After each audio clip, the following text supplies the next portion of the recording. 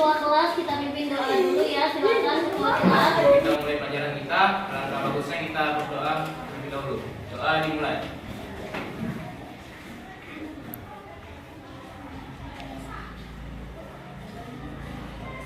Doa selesai.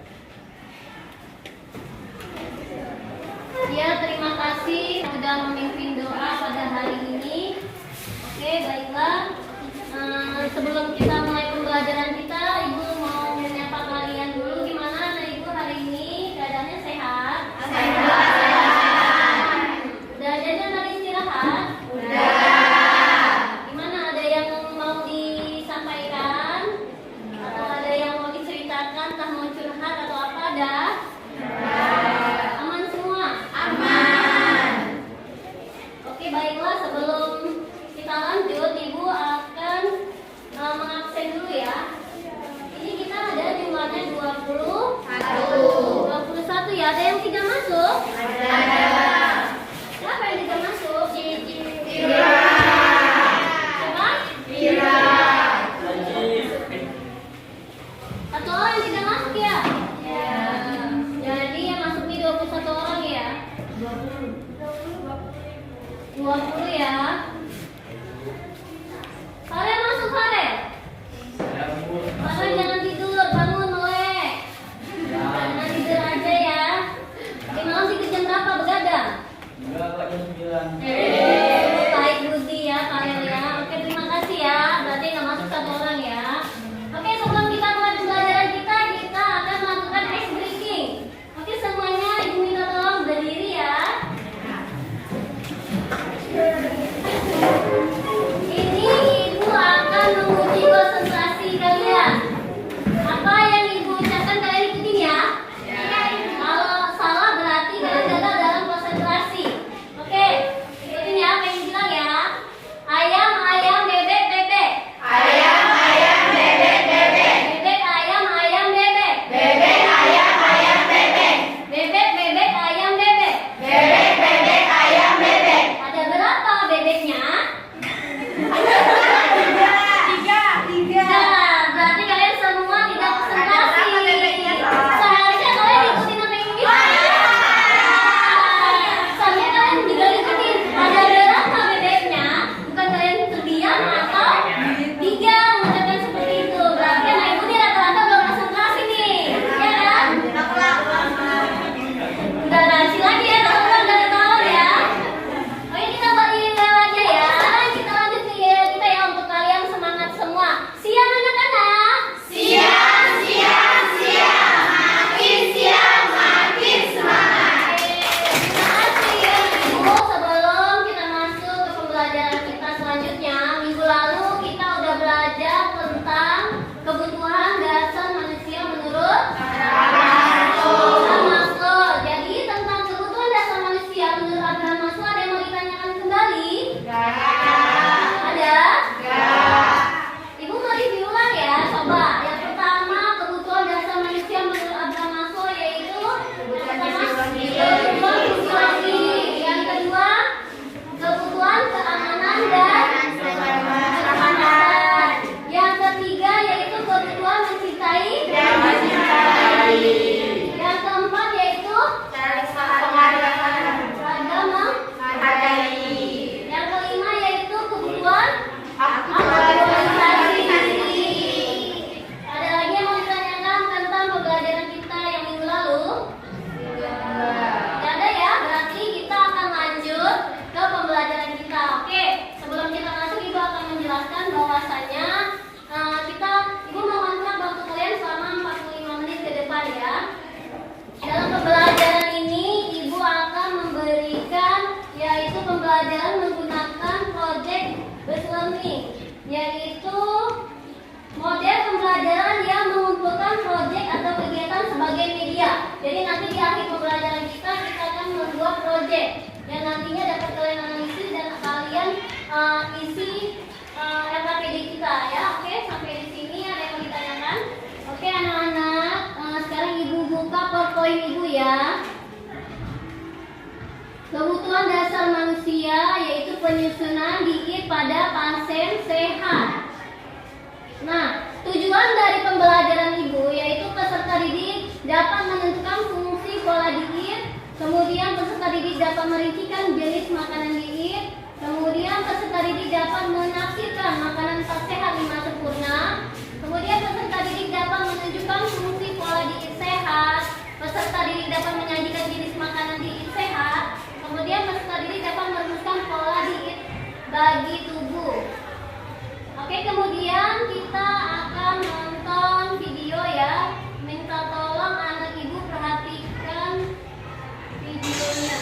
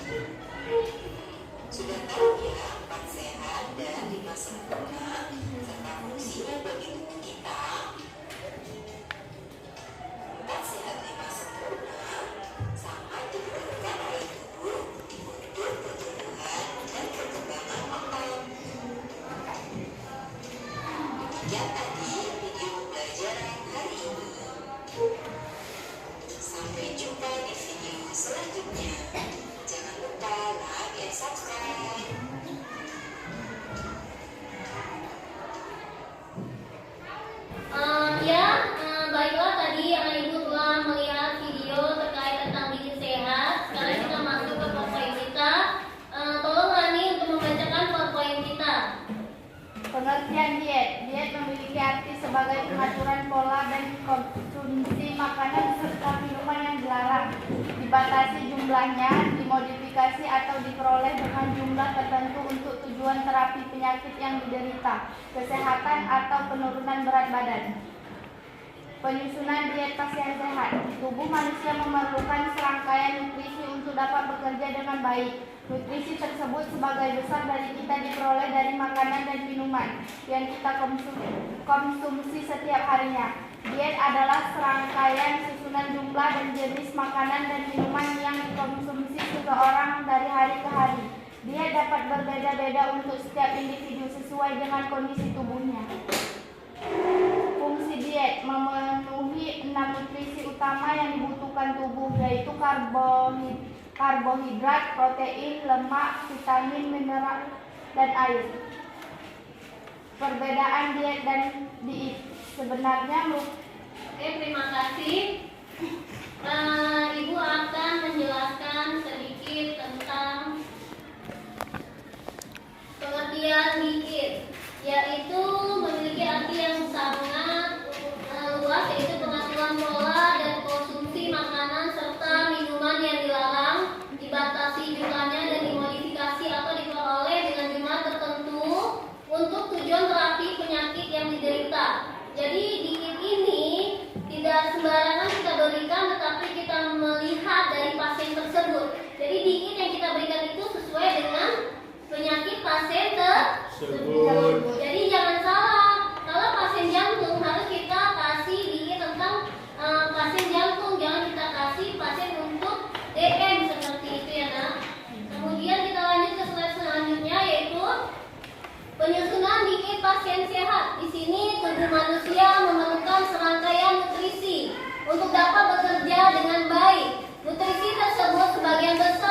kita diperoleh dari makanan dan minuman yang kita konsumsi setiap harinya.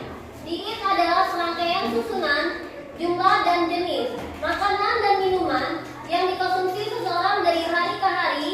Diet dapat berbeda-beda untuk setiap individu dengan kondisi tubuhnya. Di sini jelas apa yang kita konsumsi, apa yang kita makan hari-hari sesuai dengan kebutuhan yang kita rasakan pada tubuh kita, seperti itu. Apabila kita kurang sehat, maka kita memerlukan diet yang memang mengandung banyak vitamin C, sehingga daya tubuh kalian itu bisa meningkat lagi. Kemudian sampai di sini ada yang mau bertanya? Tidak ya, kita lanjut ya. Di sini ada fungsi diet. Fungsi diet yaitu menentukan 6 nutrisi utama yang dibutuhkan tubuh, yaitu karbohidrat, protein, lemak, vitamin, mineral, dan air. Jadi fungsi diet ini jelas ya, yaitu pemenuhan kebutuhan untuk tubuh kita yang berkaitan dengan karbohidrat, protein, lemak, vitamin, mineral, dan air. Nah, selanjutnya kita masuk ke perbedaan antara diet dan diet. Oke, sampai di sini ibu tidak masuk ke slide diet dan diet. Ibu mau bertanya dulu sama anak ibu. Apa itu diet? Apa itu diet? Coba, siapa yang mau mengemukakan? Iya Bu, Novi ingin menjawab. Ya, silakan Novi. Kalau menurut Novi, kalau diet itu makanan yang kadar gulanya rendah. Kalau diet itu proses kita menurunkan berat badan seperti menjaga pola makan ya, tidak terlalu misalnya kayak di pagi makanannya dikurang-kurangin. Oke, di sini kita lihat perbedaan antara diet dan diet. Oke, yang pertama yaitu diet. Sebenarnya merupakan istilah yang sama antara diet dan diet. Hanya saja istilah diet digunakan oleh orang-orang yang berada di bidang kesehatan. Jadi orang-orang di bidang kesehatan itu mengatakan diet, bukan diet, ya. Kemudian tenaga medis dalam menyarankan atau mengatur pola jenis dan jumlah makanan yang dikonsumsi pada klien. Misalnya diet untuk penderita diabetes mellitus, hipertensi, dan lain sebagainya. Jelas ya, kalau diet itu bahasa yang digunakan oleh orang-orang medis yang digunakan untuk diet pada pasien-pasien yang menderita seperti menderita DM, menderita sakit jantung, apalagi hipertensi dan lain. Sementara itu istilah diet digunakan oleh orang awam yang hanya diidentikan dengan menurunkan berat badan. Jadi kalau orang-orang awam tahunya diet itu cuma nurunin berat badan aja, ya.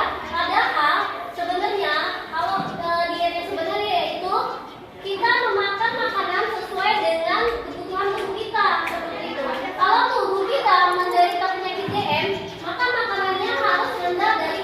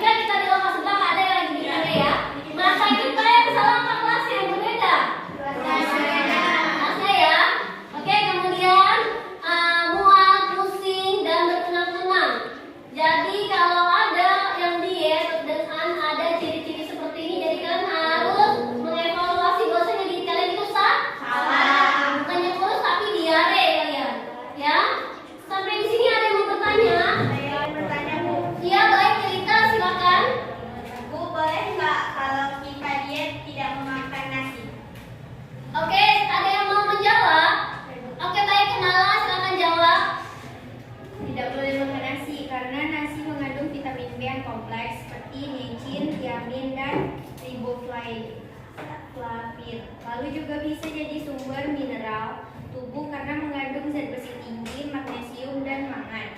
Selain menjadi sumber energi yang baik untuk tubuh, nasi pun bermanfaat untuk membantu menjaga sistem pencernaan. Oke, sangat baik ya jawaban dari Kemala, karena tidak boleh kita diet itu tidak makan nasi. Karena di dalam nasi itu adanya kalori, kemudian lemak, sodium, karbohidrat, kemudian serat, gula, protein, dan itu sangat dibutuhkan oleh tubuh kita. Sampai di sini mengerti? Oke, terima kasih kepada anak ibu. Materi kita di PowerPoint telah habis. Sampai di sini anak ibu ada yang mau ditanyakan? Bu, Ya baik Novi ya. Novi mau bertanya apa? apa sih yang dimaksud dengan diet saluran cerna? Apa sih yang dimaksud dengan diet saluran cerna? Siapa yang mau bertanya? Siapa yang mau menjawab? Iya ya, silakan menjawab. Diet saluran cerna adalah saluran yang berfungsi untuk mencerna makanan, mengabsorpsi zat gizi, dan mendeteksi sisa-sisa pencernaan. Oke, terima kasih, sangat bagus jawabannya. Jadi intinya dari diet saluran cerna itu biasanya sering kita kasih pada pasien dengan menderita sakit lambung. Ya, karena apa? Karena pencernaannya kurang baik. Jadi dietnya harus memang kita kasih makanan-makanan yang memang lebih lembek ya daripada nasi yang biasanya seperti itu. Kemudian pada pasien-pasien setelah operasi. Kenapa? Pasien-pasien setelah operasi itu banyak yang memang harus memakan makanan yang lebih lunak seperti itu. Seperti yang tadi bilang, misalnya operasi usus buntu, operasi sesar setelah melahirkan, dan lain sebagainya, atau bagian tenggorokan, atau perdarahan. Nah itu memang harus mengkonsumsi makanan-makanan saluran cerna. Oke, ada lagi yang mau ditanyakan? Saya ingin bertanya, Bu. Oh ya, silakan. Bu, apa sih yang dimaksud dengan diet pasca bedah? Apa yang dimaksud dengan diet pasca bedah? Siapa yang mau menjawab?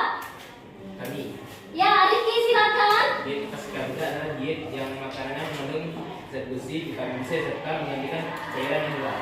Ya, baik sekali ya jawaban dari Arifki, yaitu diet yang kita berikan pada pasca bedah, yaitu yang mengandung protein, kemudian zat besi dan vitamin C, sehingga apa yang terjadi pada pasien itu lebih cepat pulih lukanya seperti itu. Karena pasien pasca bedah adalah pasien yang baru siap dioperasi, sehingga bisa menggantikan cairan tubuh yang hilang, kemudian atau pendarahan yang banyak keluar, atau terjadinya luka-luka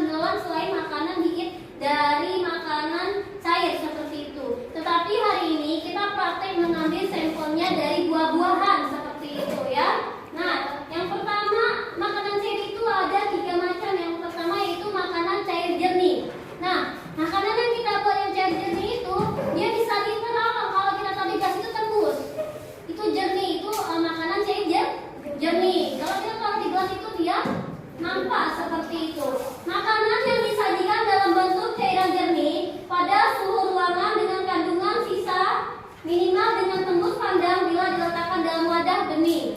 Nah, yang kemudian yang kedua yaitu makanan cair penuh. Makanan cair penuh yaitu makanan yang berbentuk cair atau dengan kandungan serat minimal dan tidak tembus pandang. Oke, kemudian cair dengan penuh yaitu cairan makanan yang kita taruh di wadah jernih, dia tidak tembus pandang.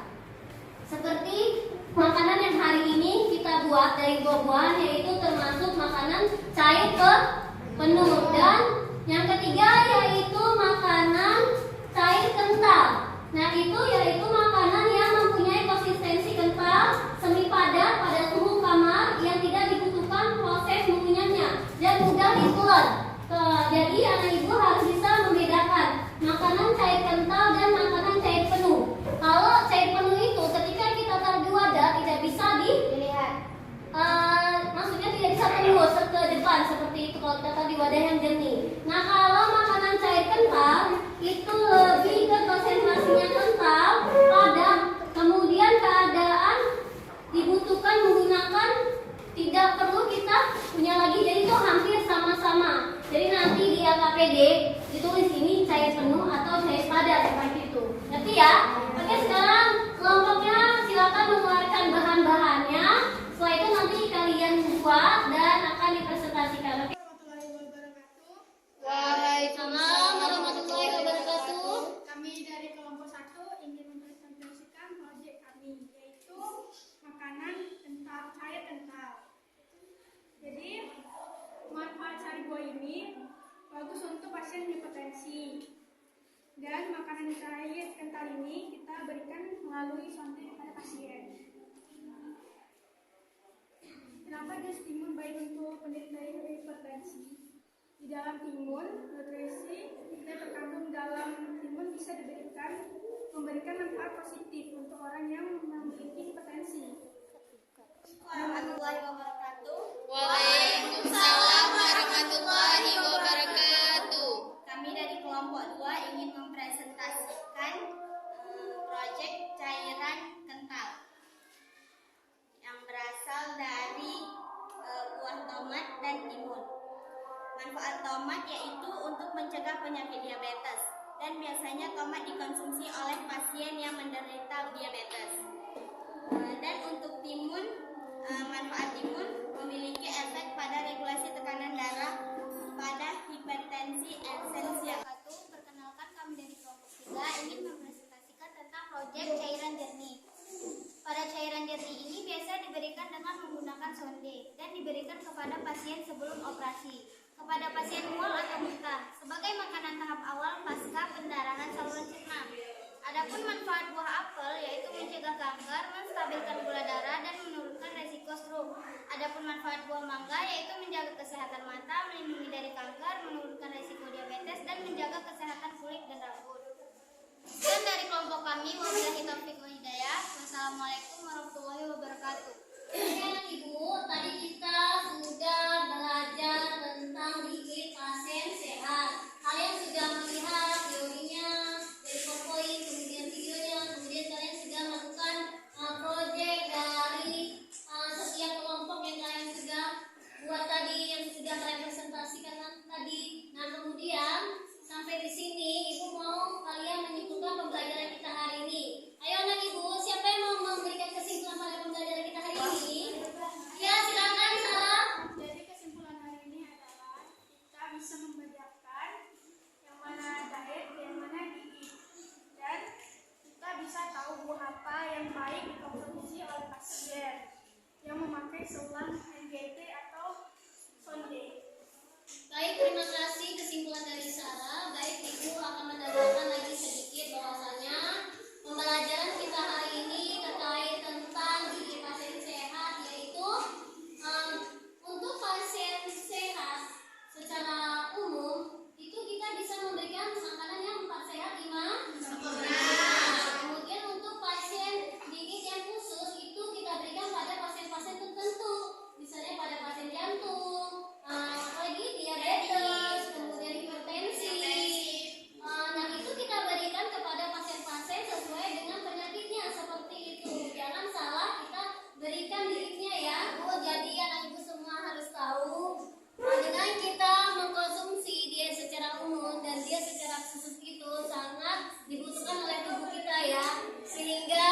asupan dingin ke dalam tubuh kita itu sangat mempengaruhi pola kesembuhan dari tubuh kita ya, seperti itu. Oke, kemudian sampai sini Ibu mau merefleksi kalian. Ibu mau bertanya, bagaimana sih pembelajaran kita di hari ini? Apakah pembelajaran kita di hari ini sangat menyusahkan kalian atau merepotkan atau menyenangkan? Gimana deh? Karena di pembelajaran kita hari ini menyenangkan dan tidak ada menyusahkan kalian. Kemudian ada nggak kendala-kendala tadi waktu saat kalian praktek membuat liquid pada cairan yang padat atau cairan jernih dan lainnya? Ada nggak kendalanya? Oke, alhamdulillah. Oke, berarti pembelajaran kita sampai di sini. Minggu depan kita akan mempelajari tentang klinik pasien infeksi. Jadi mungkin nanti Ibu akan mengirim 3 hari lagi ke Google Room kalian tentang materi klinik pasien infeksi.